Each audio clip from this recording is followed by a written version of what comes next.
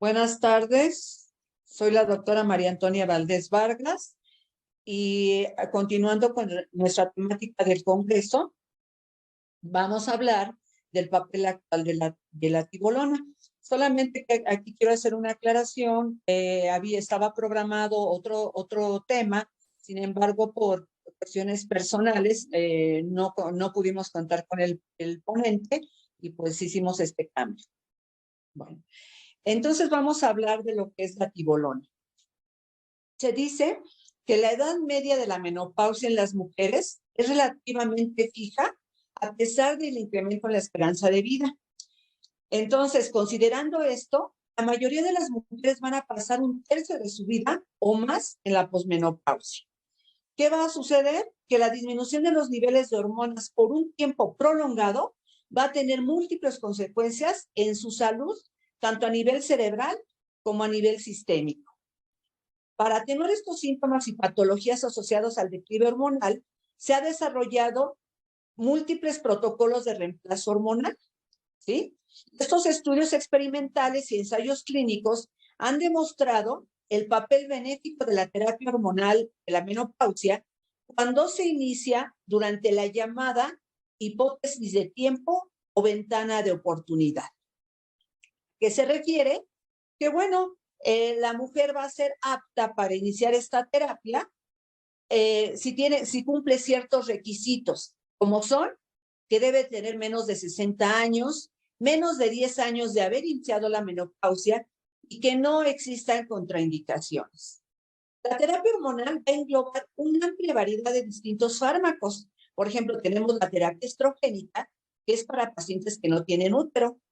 La terapia estrógenos-progesterona va a ser para pacientes con útero. Y todos estos se van a suministrar en diferentes dosis y vías de administración con diferentes perfiles de riesgo. La edad media de la menopausia en las mujeres es relativamente fija a pesar de que haya un incremento en la esperanza de vida. Considerando esto, la mayoría de las mujeres van a pasar un tercio de su vida o más en la posmenopausia. ¿Por qué tiene relevancia? Porque la disminución de los niveles de hormonas por un tiempo tan prolongado va a tener múltiples consecuencias en la salud, tanto a nivel cerebral como a nivel sistémico. Para atenuar estos síntomas y patologías asociadas al declive hormonal, pues se han desarrollado múltiples protocolos de reemplazo hormonal.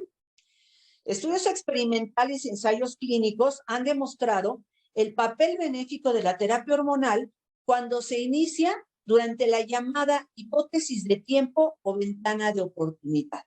¿A qué nos referimos?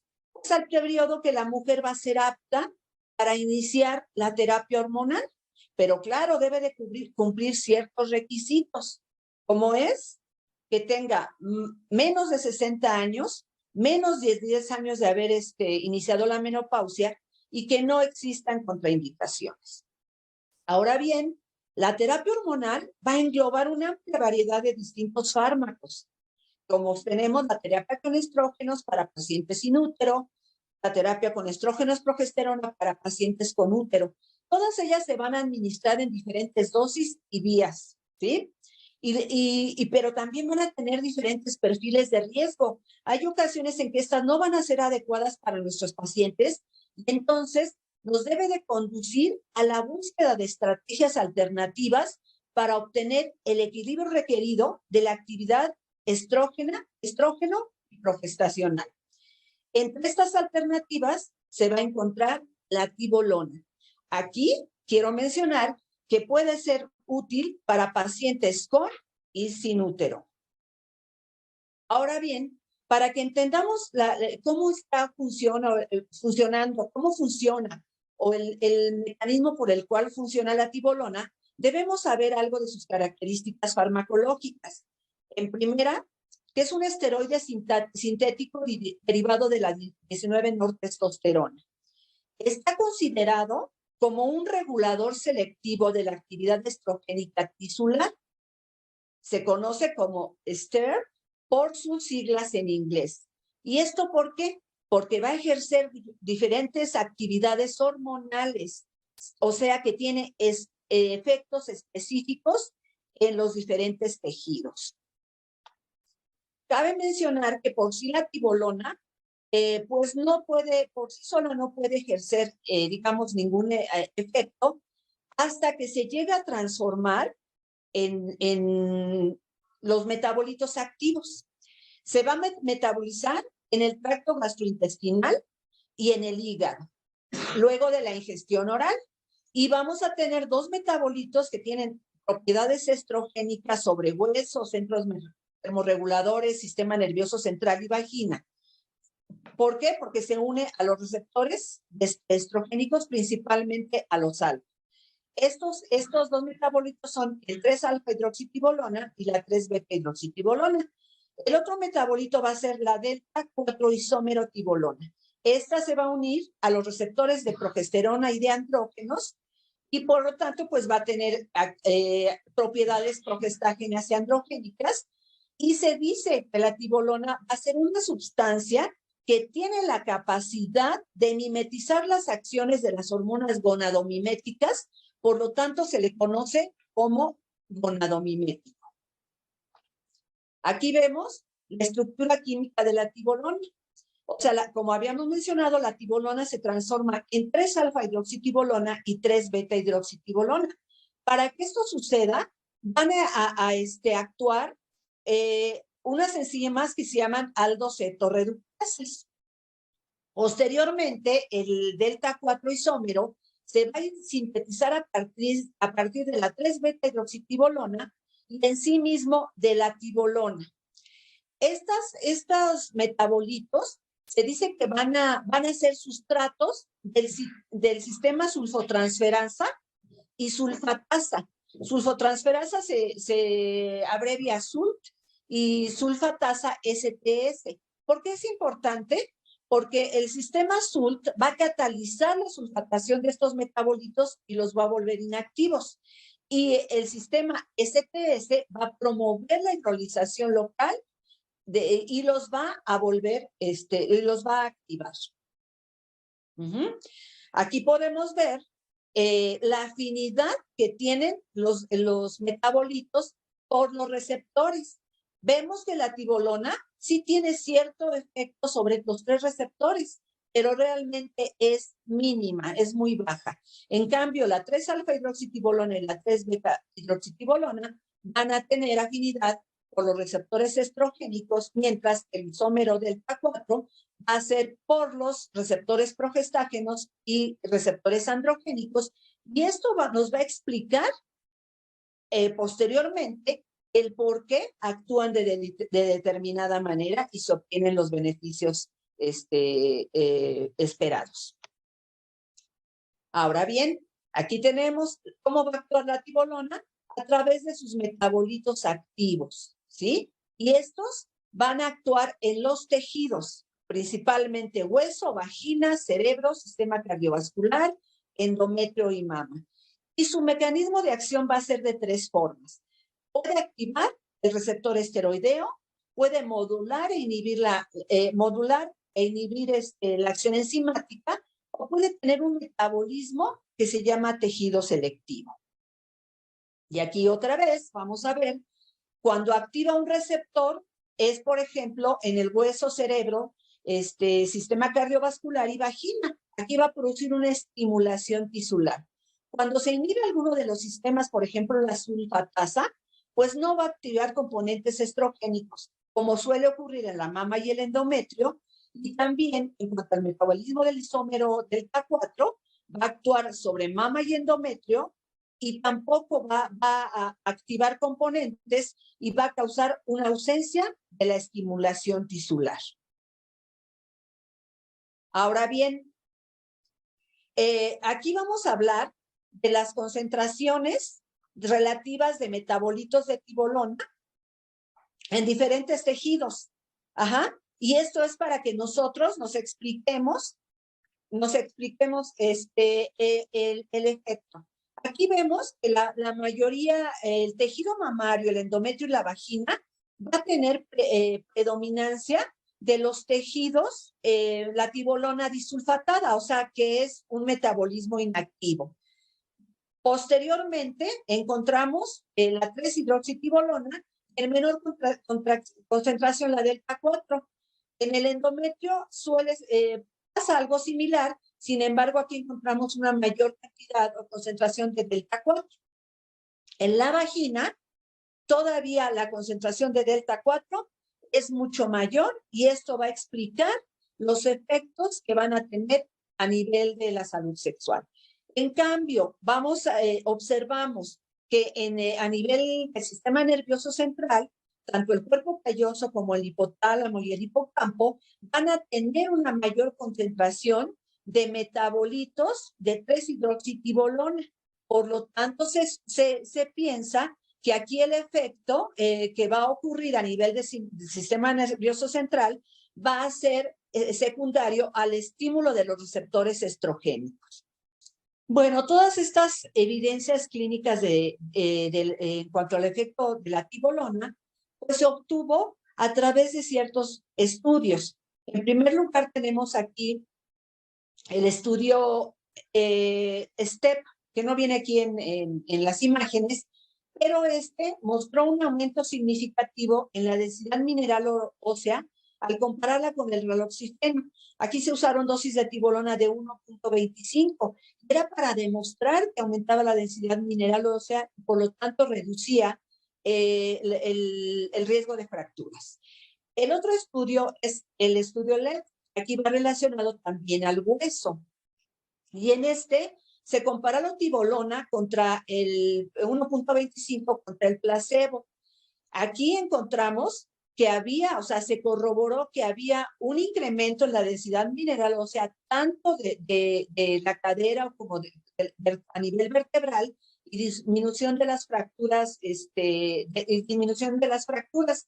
Sin embargo, este estudio fue suspendido porque se reportó una mayor incidencia de efectos cerebrovasculares, ¿sí? En cuanto al estudio TIPS, va a servir para estudiar la seguridad del endometrio y aquí los primeros reportes nos decían que no se encontraba efecto proliferativo, era más bien, se encontraban endometrios atróficos, que por lo tanto no se relacionaban ni con hiperplasia ni con cáncer de endometrio. A continuación, o más posteriormente, vamos a ver que ha habido cierta discordancia. Y el último estudio importante fue el Liberate. Esto es más que nada para la seguridad de la mama. Aquí se incluyeron pacientes con cáncer de mama tratadas quirúrgicamente y recibieron tibolona 2.5 y aumentó, se vio también que aumentaba la densidad mineral ósea, pero aquí lo que se observó fue que, o se reportó que había recurrencia del cáncer de mama, por lo que también este estudio fue suspendido. Vamos a hablar ahora de algo de los efectos clínicos de la tibolona. Bueno, todas estas evidencias. Bueno, vamos a ver, a resumir los efectos clínicos de la tibolona. En cuanto a los síntomas vasomotores, se dice que a través de estudios aleatorizados se ha visto que la tibolona es más eficaz que el placebo para el control de los síntomas vasomotores, pero menos eficaz que la terapia estrógenos-progesterona. Y estos resultados se pueden explicar parcialmente por la activación de los receptores estrogénicos en los centros hipotalámicos de termorregulación. Ahora, en cuanto a la a la salud sexual, bueno, la actividad androgénica del isómero delta 4, combinada con la disminución de la globulina transportadora de hormonas sexuales, va a tener un incremento de la biodisponibilidad de la testosterona, del estradiol y del sulfato de dihidroepiandrosterona, lo cual va a mejorar de manera significativa los aspectos fisiológicos de la función sexual, como son el flujo sanguíneo vaginal, la lubricación, la excitación, Va a haber una reducción de la dispareunia y de la sequedad vaginal, aumentando la libido y la satisfacción sexual. Se ha demostrado ser similar o superior a la terapia hormonal convencional, ¿sí? En el tratamiento de la disfunción sexual de las mujeres en la posmenopausia. Se ha demostrado que la tibolona va a aumentar la densidad mineral ósea y reduce el riesgo de fractura, pero se ha visto tanto en mujeres menopáusicas tempranas y tardías, y que también en mujeres que tienen osteoporosis establecida. Y el beneficio aquí es que dura durante mucho tiempo, en tiempo prolongado. Ahora, en cuanto al riesgo cardiovascular, ¿cuáles son los efectos que se han visto? Bueno, a nivel del perfil lipídico, va a producir una disminución significativa de las concentraciones plasmáticas del colesterol total, del colesterol LDL, aunque algunos autores dicen que a veces no lo disminuye, sino que lo mantiene en sus mismos niveles, y también del colesterol HDL, de la lipoproteína A. La lipoproteína A es una molécula muy pequeña, pero es de las más aterogénicas. Y también va a haber una disminución de la lipoproteína B, que es la ApoB. Aquí pues se entraba un poquito en controversia, decir, bueno, si disminuye el HDL, aumentaría, digamos, el riesgo aterogénico. Sin embargo, no. Se ha visto que el HDL es una molécula que tiene varias fracciones y que puede haber una disminución no mayor del 15% y que realmente no sería impactante a nivel de que en vez de mejorar, aumentará el riesgo de aterogénico. ¿Sí? También la tibolona a nivel cardiovascular va a inducir la isoforma la isoforma de la sintetasa endotelial, y esto va a contribuir a un efecto protector cardiovascular debido a que aumenta las concentraciones de óxido nítrico en el endotelio y va a producir vasodilatación. También se ha visto que disminuye la síntesis de moléculas de adhesión en la placa ateromatosa y va a tener un efecto regulador de la actividad enzimática, del macrófago. Va a fomentar la disminución de la producción de especies, reactivas de oxígeno y las especies reactivas de nitrógeno.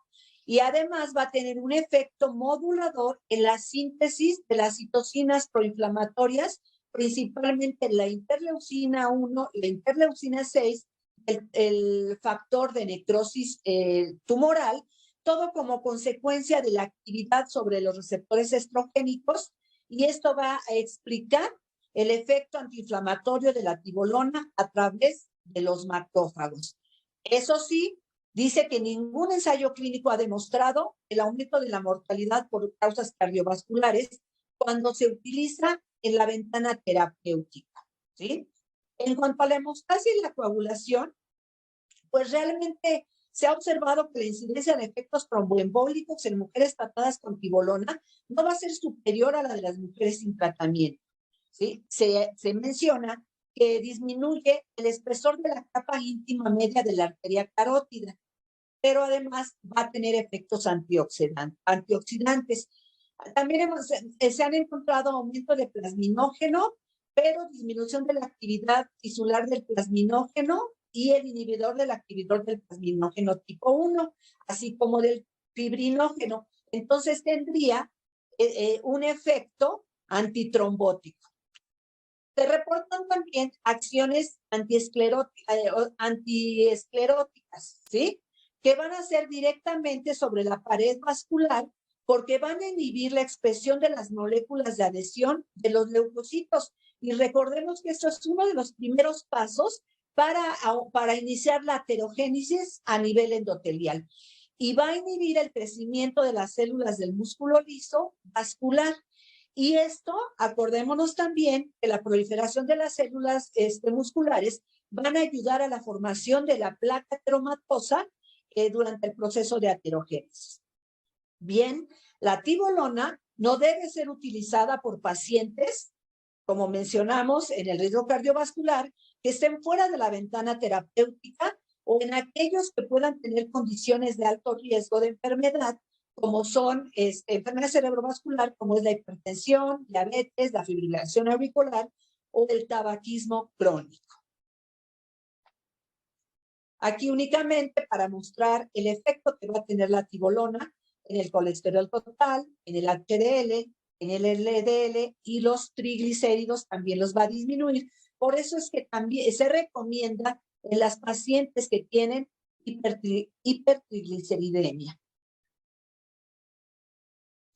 Otros efectos, pues son los llamados oncológicos. Y aquí nos va a incluir la mama, el endometrio principalmente.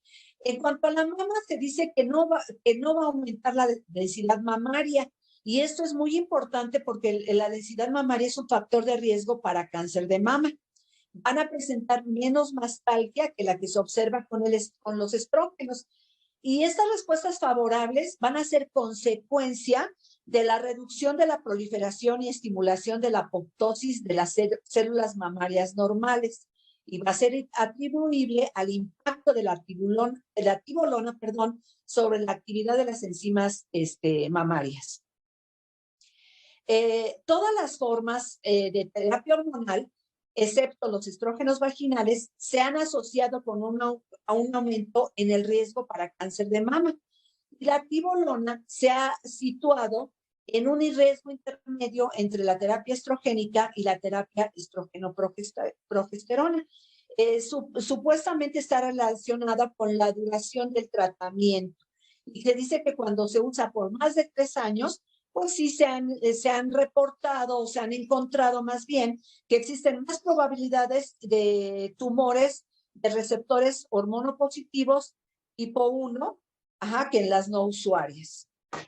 Ahora bien, tanto los estrógenos como la progesterona pueden estar involucrados en la génesis del cáncer de mama, ¿sí? Considerando que puede haber un efecto dual de la tibolona al estimular tanto receptores de estrógenos como receptores de progesterona.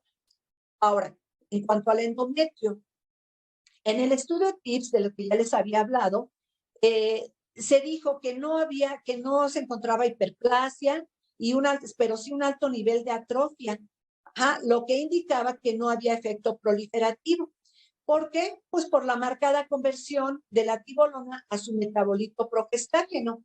Sin embargo, estudios recientes sobre la histología endometrial han mostrado pues diferentes resultados y la mayoría de ellos va a apuntar a un efecto estrogénico y progestágeno, también combinado a partir de la activación simultánea de los receptores de estrógenos y progesterona. Algunos estudios han encontrado que patrones posmenopáusicos y en otros se han encontrado patrones en el endometrio débilmente proliferativos. Y se reportó que las usuarias de tibolona iban a tener también una mayor incidencia de cáncer de endometrio tipo 1 y algunos mencionando también el cáncer de ovario y que todos eran sensibles a las hormonas. Y esta evidencia pues sugiere que los componentes estrogénicos de la tibolona van a ejercer actividad a nivel endometrial y ovárico que no se va a inhibir completamente con la activación de los receptores ni por progestagénicos, ni por el sistema SULT-STS.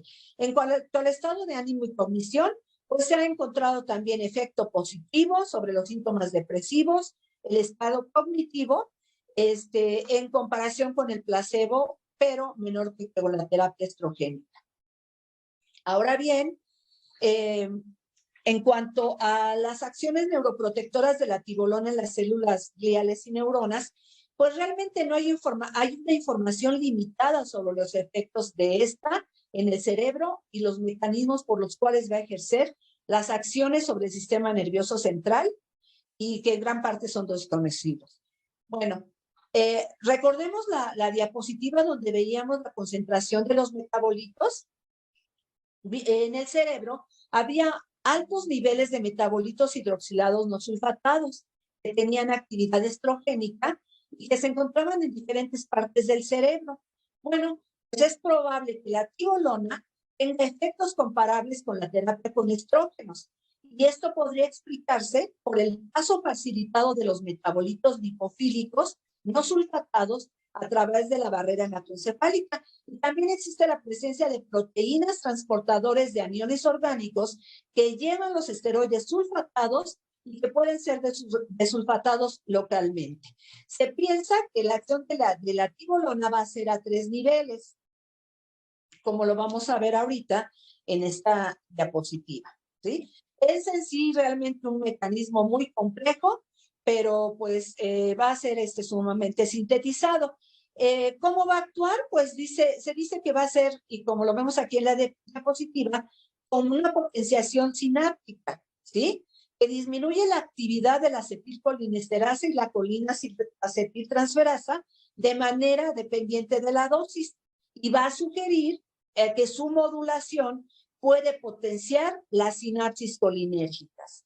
En cuanto a la neuroinflamación, como dice aquí, decremento de la neuroinflamación, posiblemente sea a través de los efectos endoteliales sobre la circulación cerebral. Va a revertir la pérdida de las espinas dendríticas en el hipocampo, y esto va a concordar con lo que se observa tras el tratamiento estrogénico. Va a disminuir la gliosis reactiva, que es la reacción adaptativa de las células gliales para mantener la hemostasia del tejido neuronal. Cuando se activa la gliosis reactiva, se va a modular la neuroinflamación de una forma protectora. Pero si a nivel cerebral permanece la lesión o la inflamación, entonces esta acción protectora se va a volver crónica y va entonces a promover la neurodegeneración y podría conducir a la muerte neuronal. En fin, en resumen, la tibolona va a ser capaz de disminuir la neuroinflamación, la muerte neuronal y especialmente, como se muestra aquí en la diapositiva, en los astrocitos, en la microglia y en las neuronas. Ahora bien, también a nivel mitocondrial va a tener efectos sobre el estrés oxidativo y los agregados de las proteínas. La baja concentración de estrógenos, las dietas ricas en grasas, se van a asociar con niveles de radicales libres y muerte celular. El estrés oxidativo en el cerebro va a aumentar la susceptibilidad de patologías neurodegenerativas como el Parkinson o la enfermedad de Alzheimer. La tibolona ha mostrado reducir radicales libres en varios modelos de estrés oxidativo y acciones neuroprotectoras. Entonces, va a neutralizar los receptores, las especies reactivas de oxígeno y de nitrógeno, y va a reducir la producción de radicales libres en las células, en las mitocondrias que tengan disfunción. De esta manera, va a causar un efecto protector a nivel de las neuronas. Todos estos resultados, pues sí deben tomarse en cuenta para futuros estudios en otros tipos de lesiones, especialmente de daño crónico, que van a ser similares a los efectos de las enfermedades neurodegenerativas, pero además se necesita evidencia para enfatizar los dimorfismos sexuales de la respuesta inflamatoria en el cerebro, ya que van a existir diferencias tanto en hombres como en mujeres, ¿sí? Y de aquí el por qué la respuesta de la tibolona es diferente en cada uno de ellos. De hecho, la respuesta puede ser diferente entre una y otra usuaria de la tibolona. Ahora bien, esto es un criterio de elegibilidad que se realizaron varias asociaciones junto con la Asociación Española del Estudio de la Menopausia, y que aquí nos va a dar tips muy importantes para el uso de la tibolona en cuanto a su seguridad, en cuanto a las condiciones médicas existentes, en las pacientes de supervivientes de cáncer y las interacciones con algunos fármacos, y que les invito a que los revisen detalladamente para que, sepan o quede más claro en qué pacientes sí y en qué pacientes no puede estar indicada la tibolona. Ahora sí, como conclusiones, tenemos que la tibolona va a ser una alternativa para mantener el equilibrio requerido de la actividad estrogénica y progestágena, que va a combinar acciones estrogénicas, progestágenas, androgénicas en un compuesto con metabolismo diferencial en cada tejido. Que los efectos estrogénicos se van a expresar principalmente en vagina, cerebro, tejido óseo, mientras que parecen ser menos importantes en el endometrio y mama, y ha mostrado beneficios en síntomas vasomotores, densidad mineral ósea y salud sexual. ¿Sí? Recientemente se ha reportado que la tibolona tiene efectos neuroprotectores, por lo que lo va a convertir en un agente terapéutico no solamente para síntomas de la menopausia, sino también para algunas patologías neurodegenerativas, extendiendo su posible uso más allá de la terapia hormonal. Ahora bien, la mayor parte de la investigación de los efectos neuroprotectores de la tibolona se han realizado in vitro y en modelos animales, por lo que se necesitan más ensayos clínicos que nos despejen las dudas acerca de las acciones terapéuticas de la tibolona. Bueno, con esto doy por concluida mi plática. Espero que sea de utilidad la información que les he proporcionado y les agradezco su atención. Muchas gracias. Les recuerdo, soy la doctora María Antonia Valdés Vargas, pertenezco a la mesa directiva de AMLEC y aquí está mi correo electrónico por alguna duda o situación que quisieran comunicarse conmigo. Pues les agradezco nuevamente y hasta luego.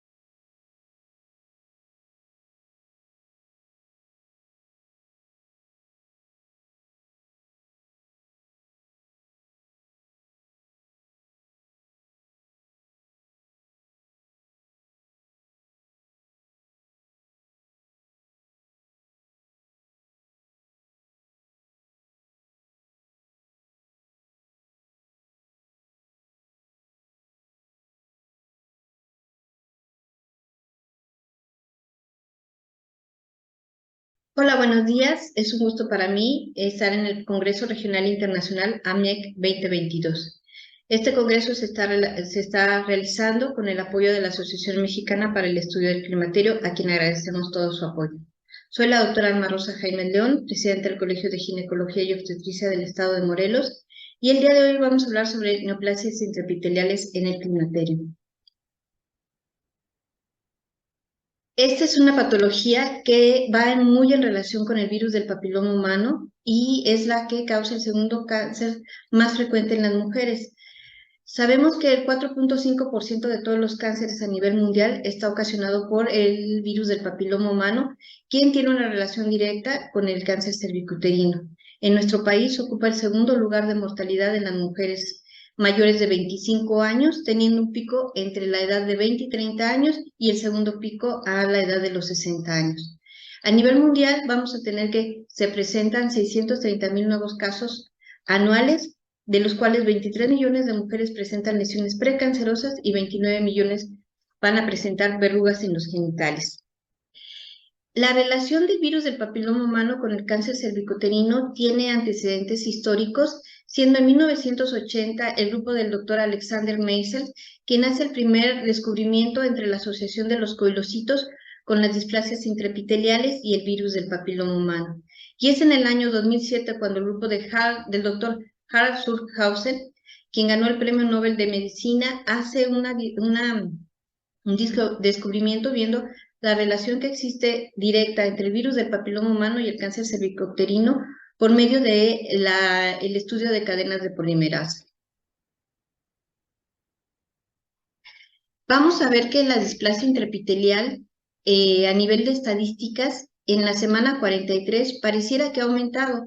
En el 2001 tuvimos 21,315 casos acumulados en la misma semana y en este año tenemos 27,877 casos. Es importante señalar que vamos saliendo de una pandemia, durante 2 años las pacientes no acudieron al tamizaje, por eso pudiera parecer que aumentaron las cifras. Sin embargo, aparentemente es una cifra no tan desproporcionada con años anteriores. En la displasia cervical severa y cáncer cervicuterino, vamos a encontrar que en el 2021 hubo 3.201 casos y este año ya llevamos 4.352. En este año sí se ha visto disparados los casos de cáncer cervicuterino. Estadísticamente, los estados que tienen más reporte de cáncer cervicuterino es en la Ciudad de México con 570 casos y en el estado de Morelos hasta el momento tenemos 31 casos reportados. La displasia intraepitelial básicamente va a reflejar los efectos patológicos de la infección por virus del papiloma humano. Estos van a ser caracterizados por cambios celulares y vasculares. Ocurren principalmente en la zona de transformación, que es la zona donde tenemos un epitelio más adelgazado, tenemos células dendríticas, carecemos de células de Langerhans y vamos a ver que tampoco vamos a tener una respuesta inmunológica adecuada. Por eso es que se presenta con mayor frecuencia en la zona de transformación y en la línea peptínea a nivel anal. La neoplasia intraepitelial se clasifica como leve, moderada y severa.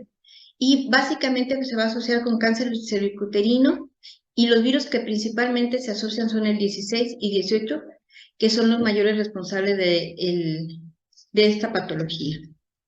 Los factores de riesgo que tenemos son múltiples parejas sexuales. Esto porque se asocia a que entre mayor número de parejas sexuales tengamos, mayor es la posibilidad de que uno de ellos sea portador del virus del papiloma humano.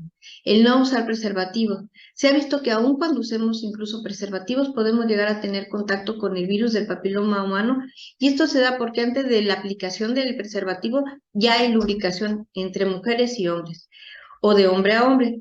El sexo anal, como comentábamos anteriormente, la línea peptínea es una de las zonas donde con mayor frecuencia podemos adquirir cáncer, el consumo de alcohol por disminución de la inmunidad, el inicio de vida sexual temprano. En las mujeres, cuando estamos hablando de zona de transformación, vamos a ver que a los 15, 16 años, que es cuando inician vida sexual, esta zona de transformación aún se encuentra inmadura, con lo que el epitelio está disminuido y favorece la adquisición del virus del papiloma humano. Y evidentemente el abuso sexual. También como factores de riesgo tenemos el tabaquismo, el uso de hormonales por más de 5 años o múltiples embarazos. Básicamente la neoplasia intraepitelial no nos va a dar ningún síntoma. Esto es como un hallazgo y los principales estudios que nos sirven para empezar a hacer diagnóstico de la neoplasia intraepitelial es la citología cervical o mediante un examen colposcópico. El diagnóstico final lo vamos a obtener mediante el estudio de histopatología, el cual va a ser básicamente realizado, va a ser el resultado de la biopsia o las pruebas de polimerasa. La citología cervical se debe empezar a realizar de acuerdo a las normas desde los 24 años, esto porque ya se adquiere madurez a nivel del epitelio cervical. Sin embargo, la Sociedad Americana de Patología Cervical y Colposcopía indican que el Papá Nicolau se debe de hacer en mujeres de 30 a 65 años.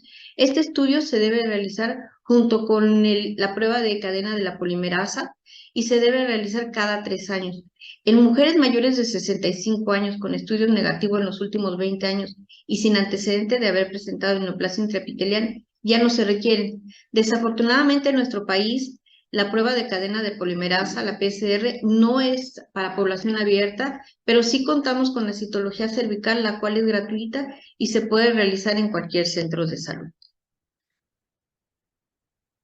Como comentábamos, el Papá Nicolau aquí en México se debe realizar a partir de los 25 años y en caso de tener un resultado normal durante 3 años consecutivos,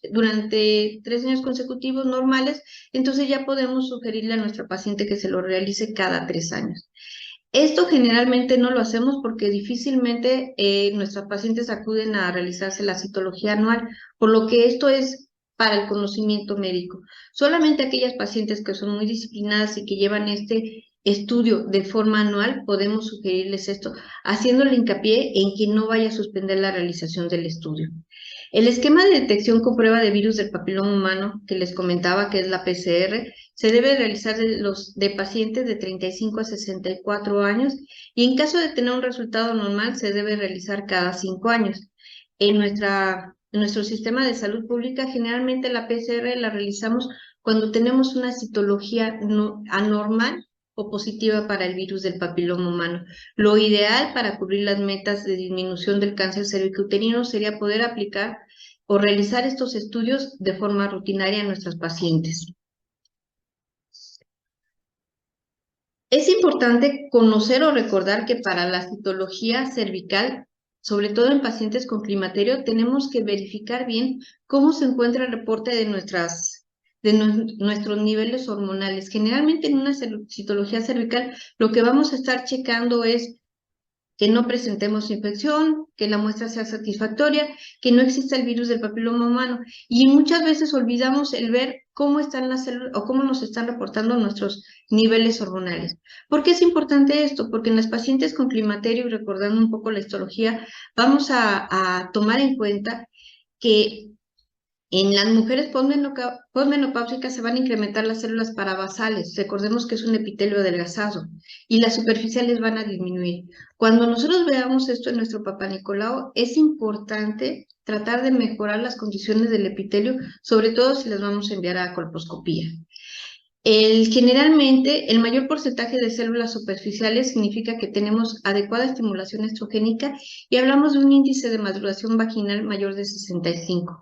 Un índice de maduración vaginal mayor entre 50 y 64% va a expresar un efecto estrogénico moderado. Y como les comentaba, en las mujeres posmenopáusicas se va a incrementar las células parabasales, mientras las superficiales van a disminuir. Los cambios atróficos en la citología se van a observar no solamente en la atrofia vaginal, sino también en los estados de hipoestrogenismo, como son las pacientes que están lactando y en pacientes que están con tratamiento con progestágenos. ¿Qué cambios citológicos vamos a encontrar? Vamos a encontrar un incremento en la relación núcleo-citoplasma y una cromatina oscura borrosa con ausencia de nucleolo. También vamos a encontrar un núcleo que puede tener una variación en su tamaño. Generalmente tenemos que encontrar un núcleo pequeño en las células superficiales. Aquí podemos encontrar núcleos pequeños, medianos o más grandes de lo esperado. Y vamos a encontrar una cromatina reforzada y granular. El citoplasma puede mostrar queratinización. Estos hallazgos nos pueden simular una lesión de alto grado o un carcinoma escamoso, cuando en realidad nuestra paciente lo que tiene es un epitelio atrófico. Eso es hablando de la citología. ¿En qué momento enviamos a nuestra paciente a colposcopía? Generalmente en nuestro medio se realiza cuando la citología sale alterada, pero como les comento, es muy importante verificar los cambios hormonales que nos da la citología para poder incluso empezar a preparar el epitelio y la colposcopía sea con la mejor calidad y podamos poder valorar de forma adecuada a nuestra paciente. Las indicaciones para la colposcopía es cuando tenemos una prueba normal del cribado. Generalmente las normas marcan que estas colposcopías se deben realizar antes de las 8 a 12 semanas cuando estamos encontrando por citología una lesión de bajo grado, y cuando tenemos una lesión de alto grado, la citología se debe realizar entre 4 a 6 semanas. Cuando tenemos adenocarcinoma, máximo tenemos que realizar la colposcopía antes de las 2 semanas posteriores al diagnóstico. Estos son los estándares de calidad en la práctica colposcópica. Lamentablemente en nuestro país, y sobre todo si hablamos del sistema de salud, podemos tener retrasos importantísimos porque generalmente nuestros pacientes están recibiendo la citología o un mes después, o muchas veces dicen que desafortunadamente no están los resultados. Las pacientes dan por hecho que si no encontraron los resultados es porque es un resultado normal. Sin embargo, es muy importante para todos nosotros como médicos tratar de entregar esa citología para que ésta pueda ser valorada por el médico y en caso de que la paciente tenga que ser referida, lo sea de forma adecuada. Como les comentaba, otra de las indicaciones de la colposcopía es cuando tenemos seguimiento de pacientes con lesiones intraepiteliales antes o después del tratamiento. Y también se debe de mandar una paciente o enviar a una paciente a colposcopía cuando tenemos resultados positivos de una citología y una cadena de la polimerasa. Esto va a mejorar la sensibilidad de impresión colposcópica para la lesión de alto grado. Volvemos a lo mismo. Desafortunadamente en nuestro país, la prueba de PCR se realiza únicamente en pacientes que son ya confirmadas para lesión intraepitelial por colposcopía. Antes generalmente no se solicita. Antes de pasar a los datos colposcópicos de la neoplasia intraepitelial y el climaterio, es muy importante recordar que nuestro epitelio cervical va a estar conformado por 4 capas. La capa parabasal, que es una fila y vamos a tener células inmaduras con núcleo grande y citoplasma escaso. La capa parabasal, que tiene 4 filas con células inmaduras. La capa intermedia, donde empieza a haber un cambio entre la relación núcleo-citoplasma. En estas capas ya se empieza a ver un poco más aumentado el citoplasma, empieza a existir glucógeno y el tamaño del núcleo va a ir disminuyendo. Y la capa superficial, donde son 6 a 8 filas, donde el núcleo es completamente pequeño, ya hay un citoplasma más grande y va a haber glucógeno en mayor cantidad. ¿Qué nos va a permitir esto? Pues la mayor captación del Lugol. Entonces, esto es muy importante porque para el estudio colposcópico tenemos que considerarlo. A diferencia del epitelio atrófico, en donde vamos a ver que las capas están disminuidas. Generalmente la que es mayor proporción es la capa basal y la capa superficial es mucho más delgada.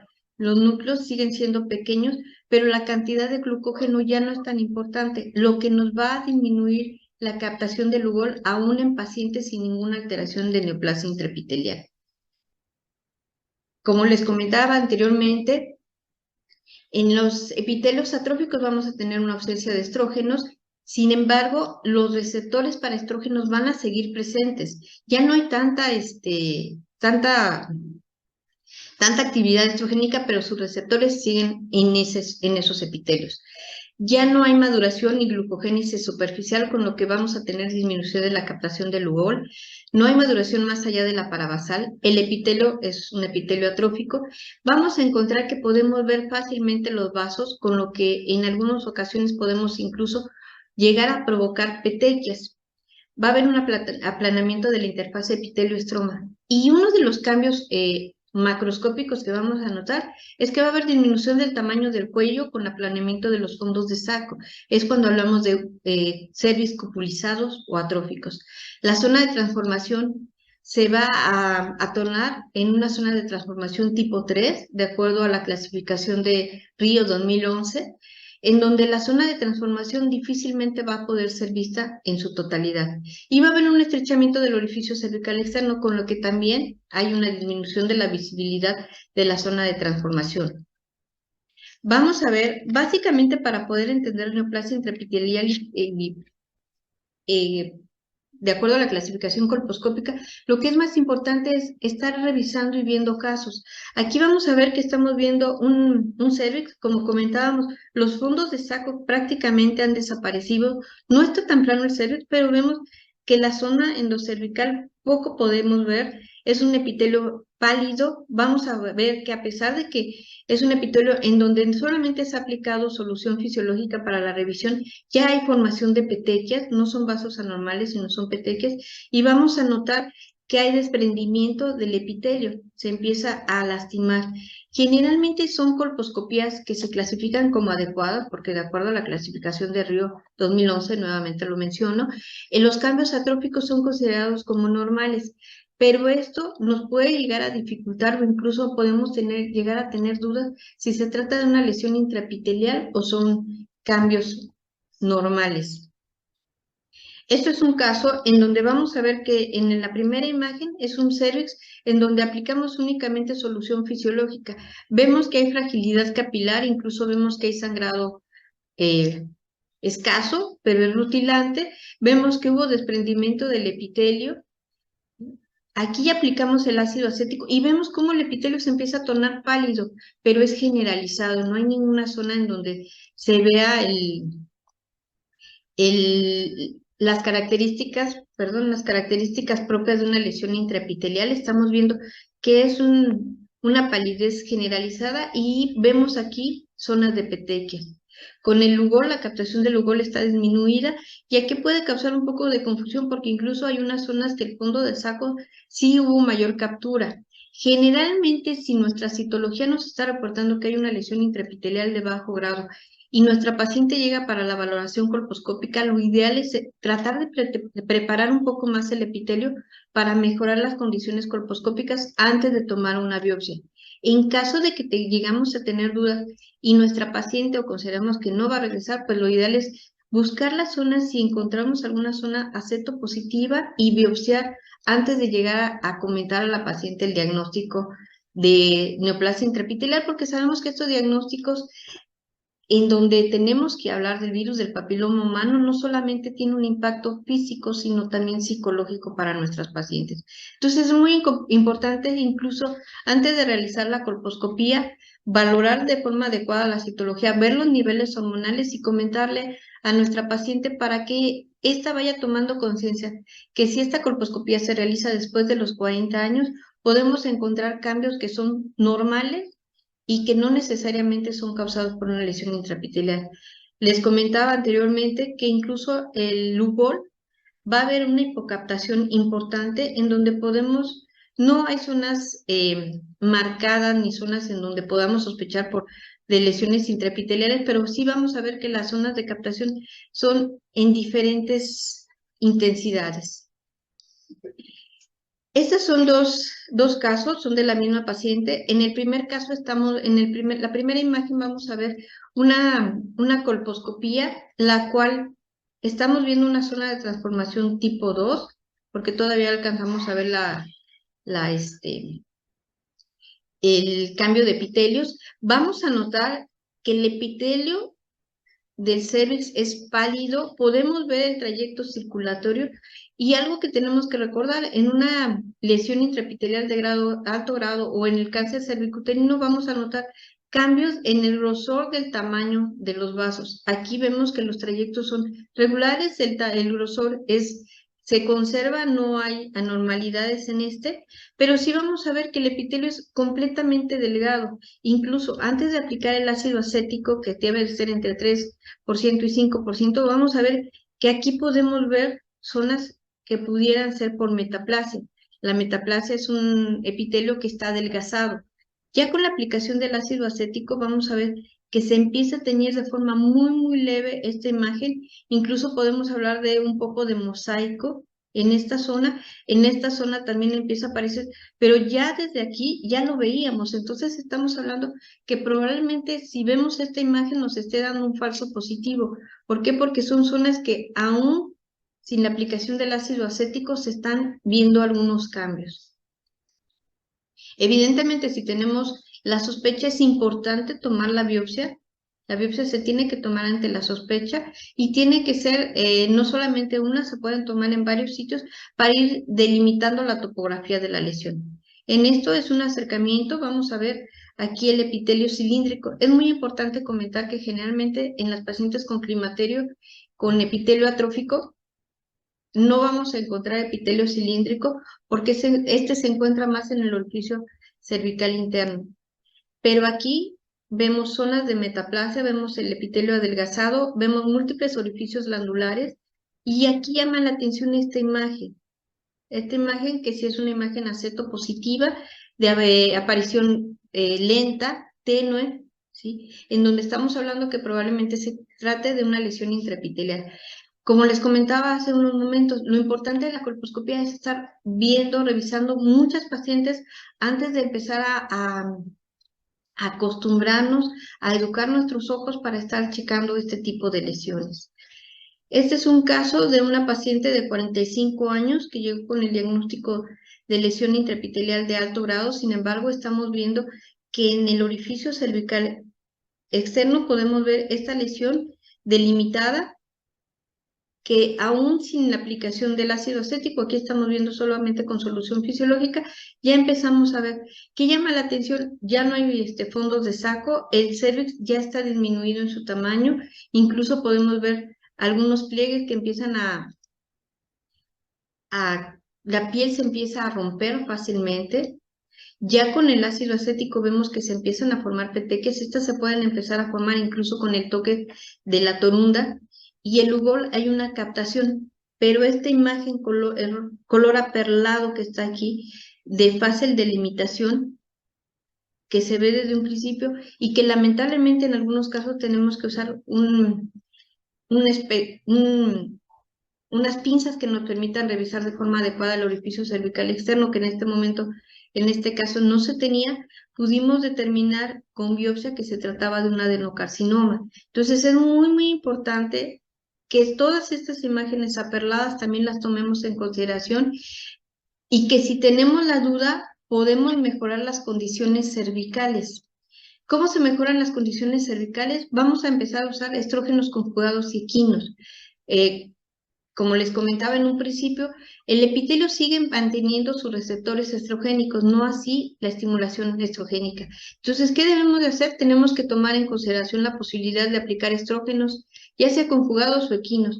Hay una serie de estudios que marcan que realmente no hay una diferencia entre estas dos preparaciones. Ambos van a aumentar el flujo sanguíneo, ninguno de los dos va a presentar alteraciones en las concentraciones séricas del estradiol, de la testosterona total o de la globulina fijadora de hormona sexual.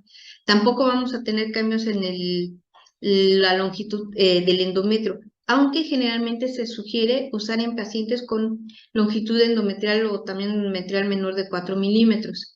Y vamos a ver que la atrofia mejora más rápido con el estrol. Generalmente vamos a esperar que la respuesta sea en 4 semanas.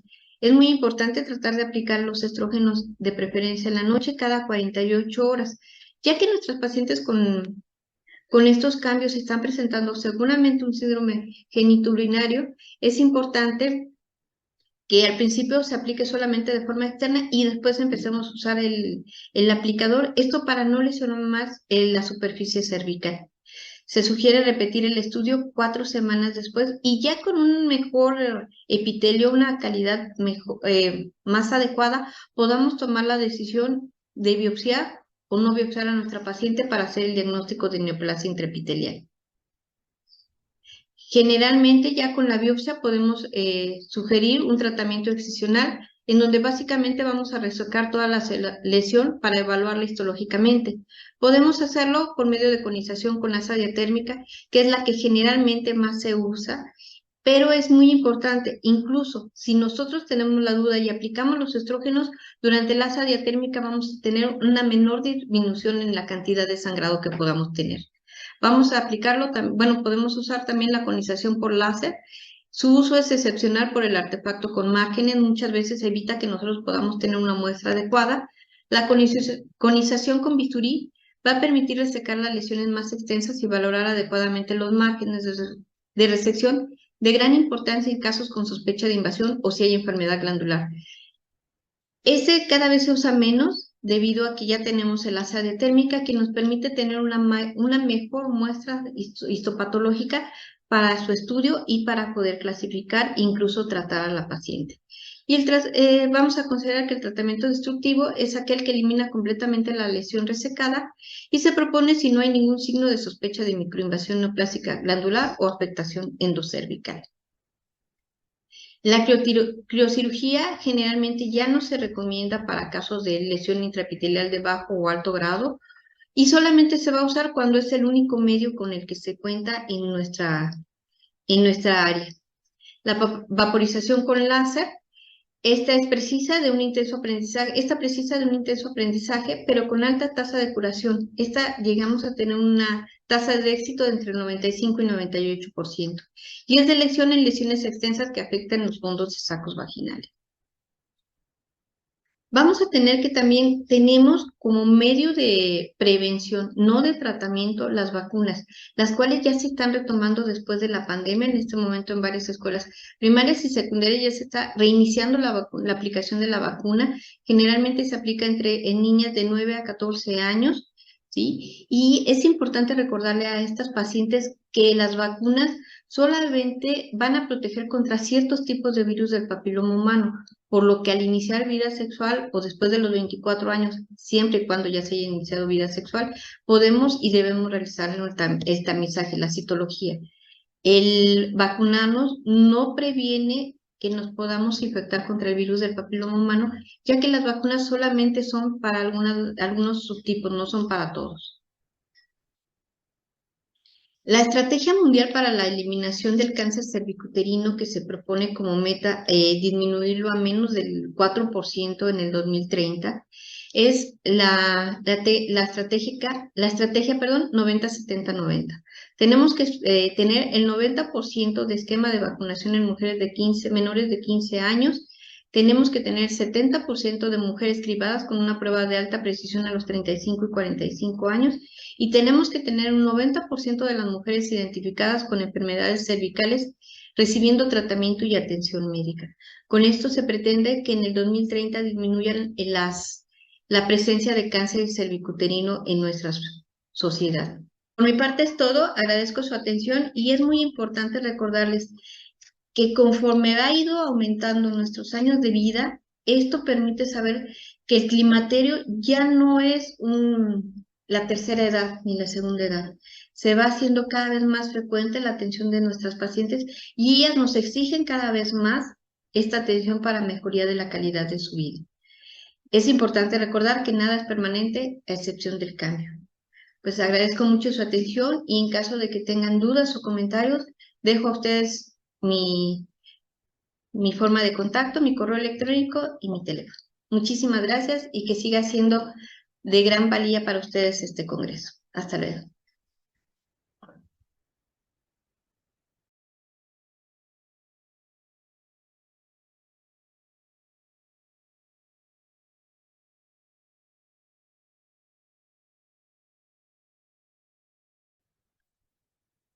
Hola, buenas tardes.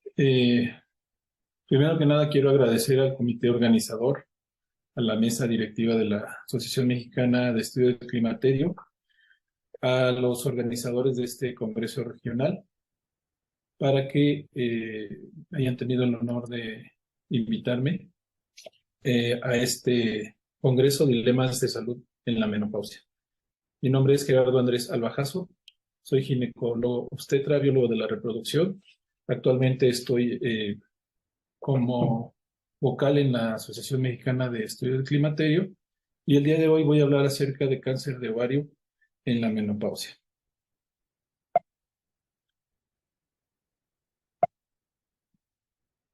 El cáncer de ovario es el sexto tumor más frecuente en las mujeres. Su etiología es hasta ahora un poco incierta, ya que se cree que puede ser secundaria a tejidos peritoneales, principalmente del epitelio del tubario o del peritoneo. Cada año se diagnostican alrededor de 200,000 casos nuevos en todo el mundo.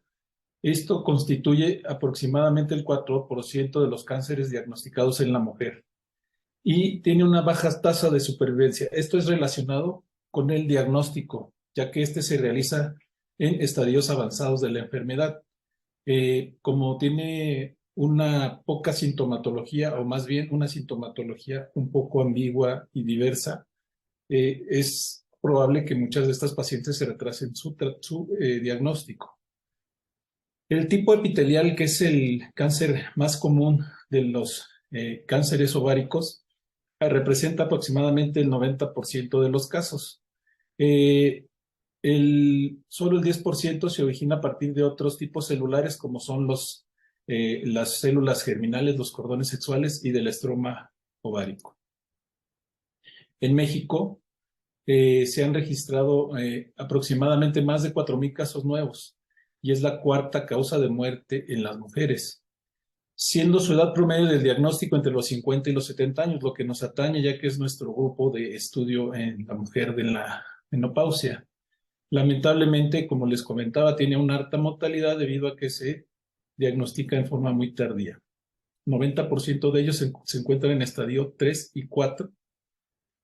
La tasa de supervivencia 5 años después del diagnóstico no supera el 40% y 25% de los pacientes que se pueden o llegan a diagnosticar en una etapa temprana tienen una tasa de supervivencia de más del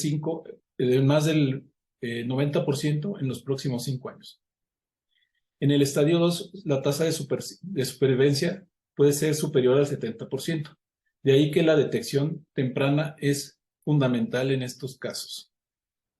En el mundo existe una distribución geográfica en cuanto a la incidencia del cáncer ovárico. Esto tiene que ver también con las razas. Se sabe que la raza blanca es la primer causa de incidencia de cáncer de ovario, seguida por la raza hispánica, posteriormente la raza negra y por último la raza asiática. Y aquí en el mapa se ve representado que los países de Occidente es donde se presenta una mayor tasa de incidencia del cáncer de ovario. En Estados Unidos, bueno, se han hecho muchos estudios respecto a detectar tumores ováricos en general. Se ha visto que estos tienen una prevalencia en las mujeres posmenopáusica de 8.2 y una incidencia anual de 17 por cada 100 mujeres. A lo largo de la vida, el riesgo de padecer cáncer de ovario es aproximadamente del 1.3%. Se sabe que 1 de cada 80 mujeres serán diagnosticadas con cáncer de ovario en el transcurso de su vida y aproximadamente 1 de cada 100 morirán a causa de este diagnóstico. Como les comentaba, es una enfermedad que tiene una alta incidencia en la edad menopáusica, teniendo un rango de presentación entre los 50 a los 70 años y una edad promedio de presentación del diagnóstico es a los 63 años. Como les comenté, la incidencia del cáncer de ovario aumenta de manera significativa durante el periodo perimenopáusico y es más alto después de la menopausia. Existen varias teorías, sobre todo a nivel celular, para explicar la asociación de la aparición del cáncer de ovario. Estas teorías, como se han descrito, una de ellas es la de la ovulación incesante. Esto quiere decir que el ovario, cada vez que ovula, el epitelio tiende a generar un proceso de reparación que, al ser de forma constante expuesto a la ovulación, puede generar mutaciones en las células y esto generar que el ovario produzca un cáncer. También otra teoría es la estimulación con gonadotropinas. Esto se ha asociado, por ejemplo, a tratamientos de la fertilidad o pacientes infértiles. Sin embargo, no se ha demostrado del todo. Y otra teoría es la del agotamiento folicular, en la cual, al haber depresión de los ovocitos, hay un aumento en la liberación hipotalámica hipofisiaria de las gonadotropinas y esto puede generar un estímulo a nivel ovárico que provoque un desarrollo de un cáncer del mismo. Aquí, de manera gráfica, representamos lo que es la ovulación incesante, en la cual diríamos que esta teoría está propuesta desde los 70s por el doctor Fatala, quien sostiene que la ovulación incesante puede provocar acumulación de mutaciones en las células epiteliales del ovario y estas células posteriormente darán lugar a una lesión preneoplásica que en última instancia desarrollará una lesión cancerosa. La hipótesis de las gonadotropinas, como aquí vemos, el estímulo constante de la LEH y la FSH sobre la superficie ovárica puede generar alteraciones a nivel celular y también a nivel ovárico local un desbalance en la síntesis de progesterona y andrógenos también se ha visto asociado como una explicación para el desarrollo de cáncer de ovario. Hablemos pues de los tipos celulares de los cuales se desarrollan los cánceres de ovario. El cáncer ovario puede ser de 3 orígenes de distintas células en el ovario. Uno de ellos es el cáncer epitelial de ovario, que representa aproximadamente el 90% de los casos. El otro de ellos es el que deriva del estroma de los cordones sexuales. Y, por último, el cáncer que se origina de las células germinales. Esos, a su vez, se subdividen en varios subtipos. El cáncer epitelial, que es el más común y el que nos va a ocupar en el transcurso de la charla, ya que es el que se presenta con mayor frecuencia en esta etapa de la vida, puede dividirse a su vez en cáncer epitelial seroso de alto grado, que es el de mayor riesgo y el de mayor presentación, hasta en un 70% de las pacientes, el cáncer seroso de bajo grado, el cáncer de células claras, el cáncer mucinoso, el endometrioide y el carcinosarcoma. A su vez, los tumores del estroma de los cordones sexuales se dividen en tumores de las células de la granulosa, tumores de las células de Sertoli-Levy y tumores de los cordones sexuales con túbulos anulares. Y los tumores de las células germinales, disgerminoma, teratoma maduro, tumor del saco vitalino, carcinoma embrionario, coriocarcinoma y tumor mixto de las células germinales. Dentro de las categorías de todas estas subdivisiones de tumores ováricos, hay una en la cual tienen un comportamiento incierto, que son los tumores limítrofes, que también pueden llegar a ser parte del diagnóstico de las alteraciones malignas en las pacientes postmenopáusicas. A su vez, los carcinomas de ovario, sobre todo el de tipo seroso o epitelial, se subdivide en dos tipos dependiendo de la gravedad o la afectación, el grado o la gravedad del mismo. El tipo 1, que es el menos grave, por llamarlo de alguna forma, que tiene un comportamiento indolente, que tiene una estabilidad genética, digámoslo, menor o mayor que el tipo 2, que es más agresivo, además de que expresan mutaciones en TP53 y en las genes BRCA1 y 2 de mayor expresión en el que es más agresivo, en el tipo 2. El índice proliferativo es mayor en el tipo 2. Generalmente el más agresivo, como les comentaba, es el seroso de alto grado, que es el principal diagnóstico en esta etapa y que a su vez genera un mayor grado de mortalidad. El tipo 1 puede ser endometroide de células claras mucinoso o un seroso de bajo grado. En el tipo 1 se cree que estos se originan principalmente de un quiste benigno y el tipo 2, que es el más agresivo, se cree que su origen es del epitelio de la trompa.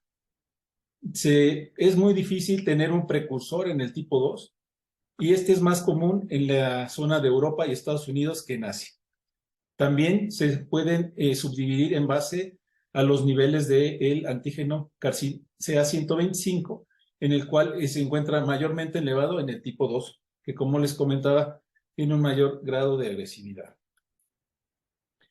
La tipificación de la FIGO, que se publicó en el 2014, que es totalmente quirúrgica, nos habla de tumor etapa 1, el que está confinado a los ovarios y a las trompas. Este se presenta al momento del diagnóstico en un 20% de los casos y tiene una sobrevida aproximadamente de 85% a 5 años. El tumor estadio 2 es el que se extiende en la pelvis o puede ser el cáncer peritoneal primario. Al momento del diagnóstico se presenta en el 5% de los casos y tiene una sobrevida aproximadamente del 60% a 5 años. Y el problema viene a partir de la etapa 3, que es donde se diagnostican la mayoría y por ese motivo la mortalidad es muy alta, ya que son etapas donde ya hay enfermedad en el peritoneo extrapélvico o metástasis en los ganglios linfáticos cuando es de etapa 3. Al momento del diagnóstico es en el 58% de los casos y tiene una sobrevida a 5 años del 26%. Y la etapa 4, la cual ya nos habla de metástasis a distancia, que estas excluyen las metástasis peritoneales, al momento del diagnóstico representa el 17% de los casos y tiene una sobrevida a 5 años, pues, de menos del 12%. Perdón. Los factores de riesgo se han estudiado, los principales, bueno, aquí mencionamos la edad, sabemos que de los 40, e incluso hablamos de una media de 65 años al momento del diagnóstico, es un factor de riesgo para padecerlo. Además de que al hablar sobre todo de la teoría de la ovulación incesante, sabemos que cuando la menarca es temprana o la menopausia es tardía, pues hay mayor riesgo. Cuando no hay antecedentes de embarazos en estas pacientes, someterse a tratamientos de la fertilidad también se ha visto que puede tener cierto riesgo, aunque no ha sido demostrado, y hablaremos un poco más adelante acerca de los tratamientos de la menopausia, que estos pueden generar un mayor riesgo de padecer cáncer de ovario. Aunque también los estudios en los que se han hecho son estudios no, digámoslo, poblacionales y no tienen todavía una relación causa-efecto como tal. Los antecedentes familiares personales de cáncer de ovario, de mama y colon, como veremos más adelante, la genética aquí influye mucho, la expresión de ciertos genes, el padecer endometriosis, sobre todo en el cáncer de ovario endometrioide, y el ovario poliquístico también parece ser que genera un cierto riesgo de cáncer de ovario. Y también hablemos que hay algunos factores protectores, como el hecho de tomar anticonceptivos orales por más de 5 años protege a las pacientes para padecer cáncer de ovario. El haber tenido hijos, se cree que la lactancia por más de 12 meses y los embarazos a término también tienen un efecto protector, así como el retiro de las trompas. Esto es muy importante ya que el cáncer epitelial tipo 2 o de alto grado es el que genera mayor mortalidad. Una manera de disminuir un poco su incidencia o de influir en ella es hacer la salpingoclasia o la salpingectomía cuando realizamos histerectomías en estas pacientes. Hablando un poco acerca de la terapia de reemplazo hormonal y el riesgo de cáncer de ovario, aquí vemos que dependiendo incluso del tipo de tumor, existe un mayor riesgo y como les comentamos aquí en la tabla, aumenta el riesgo de padecer un tumor seroso con todos los tipos de terapia, ya sea estrógenos solos o estrógenos y progestinas. Lo aumenta de 1.59 a 1.39. El tumor de tipo endometrioide también se ve afectado cuando se somete a todos los tipos de terapia, ya sea estrógenos solos o progestinas. Y en los tumores mucinosos, pues se ve que no hay un efecto como tal e incluso podría generar un efecto protector en los tumores de células claras. También el tiempo de uso y el tiempo en que pasó después de usarlos tienen que ver en un efecto para tener un mayor riesgo de cáncer. Por ejemplo, cuando la duración fue menor de 5 años, el riesgo aumenta, así como la duración mayor de 5 años. O en pasadas usuarias, cuando este periodo de duración es menor de 5 años, puede seguir teniendo un cierto efecto. Cuando la duración es menor de 5 años, el efecto se disminuye o se vuelve mayor cuando este es mayor la duración de la terapia hormonal por más de 5 años. Además de que hay un exceso en la incidencia del cáncer de ovario reportado en nuestro en Inglaterra, dependiendo si lo usaron las pacientes la terapia hormonal durante 5 años, 10 años, o son pacientes que iniciaron la terapia a la edad de los 50 años. Aquí vemos, por ejemplo, la incidencia de cáncer de ovario. Tras 5 años de uso, se ve que es en la mujer de 50 a 54 años de 1 a 2 en 1000. Cuando la edad está entre 55 y 59 y lleva 5 años de uso, la incidencia es de 1 a 6 en 1000, y las pacientes de más de 60 años, la incidencia es de 2 en 1. Cuando el riesgo absoluto después de 5 años de uso de terapia hormonal en pacientes que lo usaron por 5 años, puede ser el riesgo de 0 a 52 en 1000 en las pacientes de 50 a 54 años, en las pacientes de 55 a 59 de 0 a 37 y de 60 a 64 de 0 a 10. Y aquí ven que el efecto pues es mínimo, ya que representa de 1 a un caso en 1000 usuarias. El exceso de la incidencia y el exceso de muertes es de 1 en 1700 usuarias. Es un efecto, sin embargo, se cree que es mínimo y no está totalmente demostrado. Y un riesgo absoluto en incidencia de usuarias por 1000 usuarias después de 10 años de uso de terapia también se ve afectado, pero sin embargo igual el riesgo es de 1 en 600 usuarias cuando se habla de la incidencia, y el exceso de muertes es de 1 en 800 usuarias. Hablando un poco de los factores genéticos, pues esto incrementaría el riesgo de cáncer de ovario y de padecer sus complicaciones y la muerte en pacientes que tengan positividad de estos genes, ¿no? Se ha demostrado, por ejemplo, que el 65-85% de los tumores de ovario heredados son resultados de mutaciones en las líneas germinales de BRCA. Las pacientes que se someten a salpingoferectomía en individuos que tienen este gen expresado reducen el riesgo de cáncer de ovario hasta en un 75%. Y también se ha asociado a síndromes familiares de cáncer como el síndrome de Lynch, que es responsable del 10 al 15% del total de cáncer de ovario hereditario. Y esto se debe a mutaciones en estos genes, el mismatch repair, MLH1, MSH2, MSH3 y PMS2. Aquí, por ejemplo, se hizo un estudio del genoma del carcinoma de ovario y son todos los genes que se han visto alterados, el BRCA1, el BRCA2, en células tanto germinales como somáticas.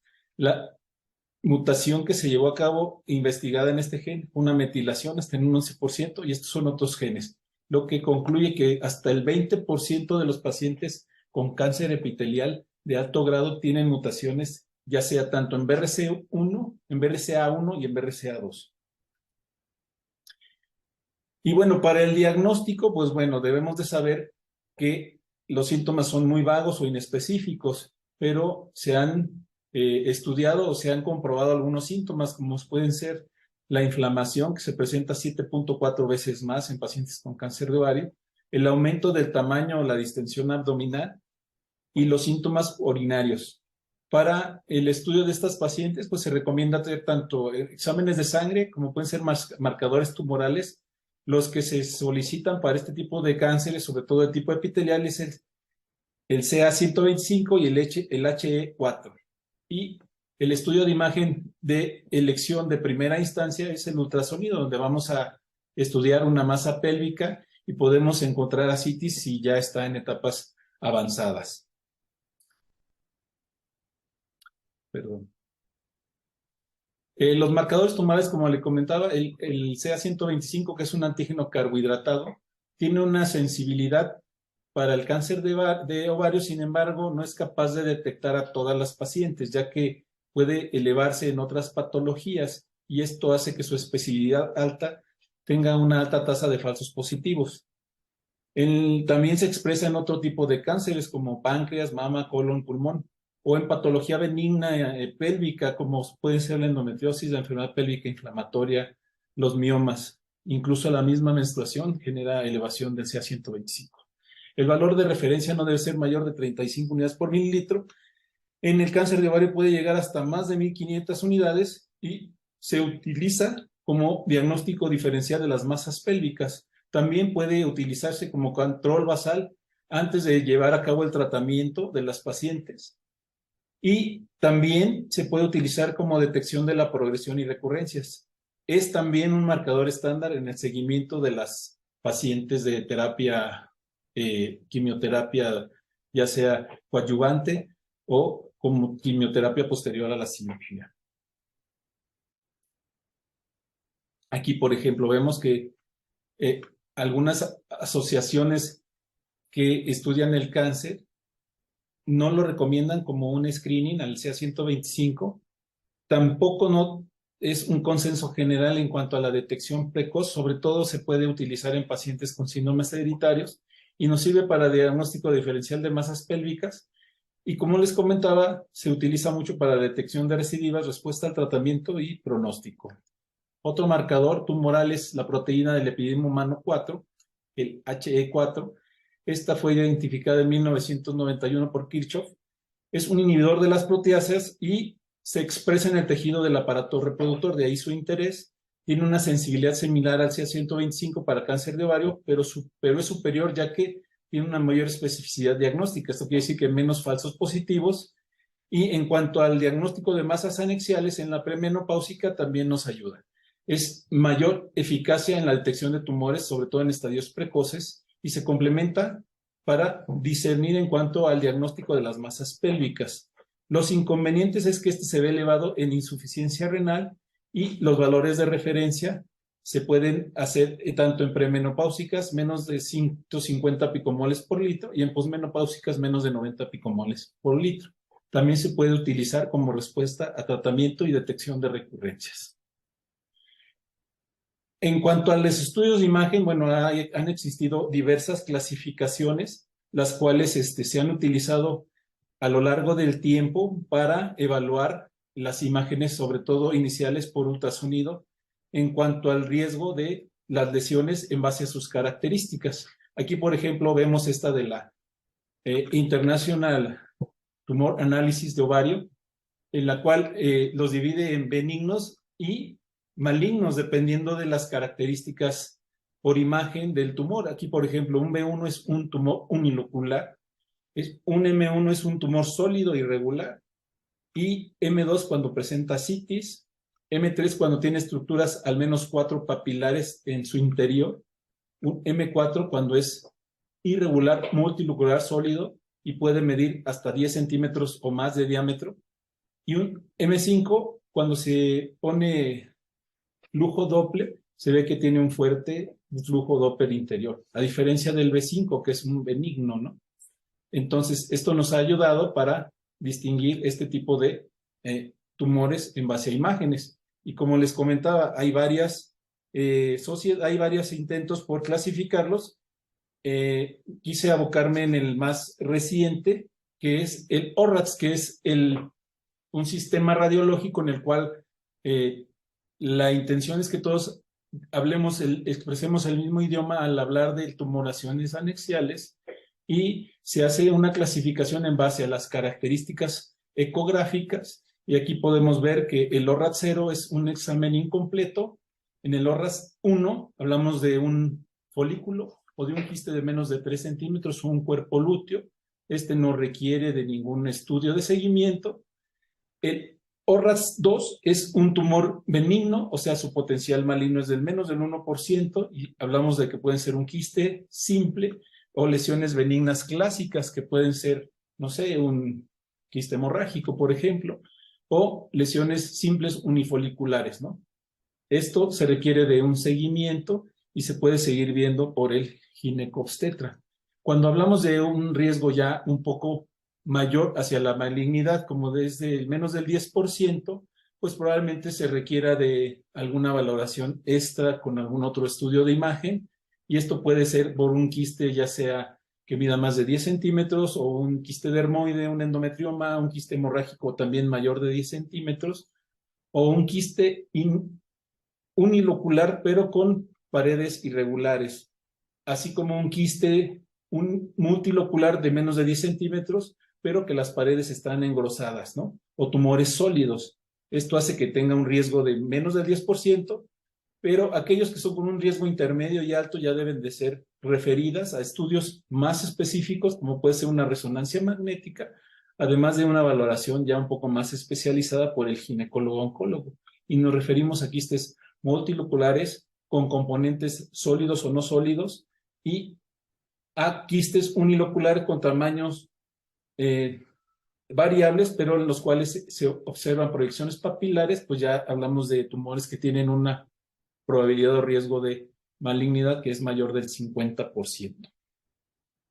En base a estos hallazgos, pues nosotros podemos hacer flujogramas. Este se hizo con consenso de todas las asociaciones para el estudio de las tumoraciones de ovario, y se determinó que las pacientes deben de ser valoradas por un experto en ultrasonido que conozca bien el sistema IOTA de clasificación de tumoraciones anexiales, y en base al riesgo, pues continuar ya sea si es un ORRAT 2, pacientes asintomáticas, pues se dice realizar manejo conservador o vigilancia de 3, 6 o 12 meses.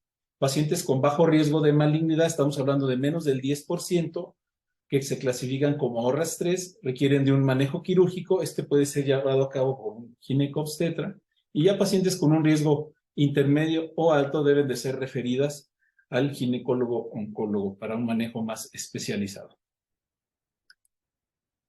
Y ya para terminar, si bien no es parte del tema, hablaremos que el manejo tiene diversos enfoques. En general hablamos de un enfoque 1, que es cirugía y posterior quimioterapia. La cirugía pues es una cirugía etapificadora, como les comentaba.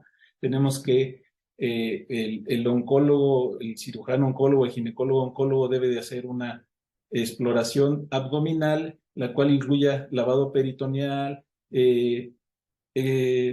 biopsias de paredes pélvicas, de ganglios pélvicos, sobre todo aórticos, si existen crecidos y si no, irlos a buscar, y la extracción completa del útero y trompas y ovarios. Las pacientes deben de ser candidatas y tienen que tener una enfermedad reseclable para que puedan ir en este enfoque 1. El enfoque 2 se da cuando inicialmente se da una quimioterapia no adyuvante, luego cirugía y posteriormente una quimioterapia. Estas son para pacientes que no son candidatos a tratamientos quirúrgicos, ya sea porque tengan comorbilidades médicas o que la distribución de la enfermedad de momento no sea resecable. Y como les comentaba, pues la cirugía debe de incluir la extirpación de los órganos pélvicos, así como la estratificación en base a las biopsias del omento, de las paredes pélvicas, del diafragma. Y bueno, ha habido varios ensayos respecto al enfoque del tratamiento y bueno, en general podemos hablar que la quimioterapia puede ser dada con estas sustancias, aunque hay otros esquemas que no son parte de esta plática, pero el carboplatino inhibe la síntesis de DNA y tiene algunos efectos secundarios. El paclitaxel, es derivado de la corteza del tejo del Pacífico, también evita que las células cancerosas se dividan y ambas estrategias pueden darse ya sea en forma de dosis única o dosis combinada o también como quimioterapia intraperitoneal. Y el seguimiento de estas pacientes pues debe ser agresivo, el primeros 2 años de cada 3 a 4 meses. Si no hay una sospecha de recurrencia, continuar este seguimiento los siguientes 2 años, 4 a 6 meses y cada 6 meses después del 4.º año. Y si no hay ninguna recurrencia, hacer una revisión anual después de los 5 años. Cuando hay sospecha de recurrencia, pues debemos de solicitar estudios de imagen, en este caso una tomografía, un PET, o si la paciente inicialmente tenía el CA125 elevado, pues medir un CA125 para ver si hay alguna indicación que nos hable de alguna recurrencia. Y bueno, para terminar, pues hablemos que el cáncer de ovario tiene una incidencia, si bien baja, una alta mortalidad, y esto nos obliga, sobre todo en las pacientes en esta etapa de su vida, a tener cuidado respecto a las valoraciones que hacemos al inicio cuando las vemos para ver si son o no candidatas a llevar alguna terapia, ya que nosotros los ginecobstetras pues siempre seremos los médicos de primer contacto, debemos de tener en cuenta que muchas de estas pacientes podemos hacer diagnósticos si es posible y llevan un control periódico, pues sí deberíamos de por lo menos hacer un ultrasonido endovaginal, ya que aunque no está demostrado que la detección temprana se pueda llevar a cabo en estas pacientes, ya que se han hecho múltiples estudios y no se ha visto que haya una disminución ni en la detección ni en la sobrevida de estas pacientes, y la mortalidad realmente sigue siendo la misma en los últimos años. A pesar de que los avances en la detección, todavía hay ensayos controlados que no han visto que haya una reducción en las tasas de mortalidad en estas pacientes. Entonces, esto sería todo por mi parte. Les doy muchas gracias por su atención y espero que continúen en este curso. Muchas gracias.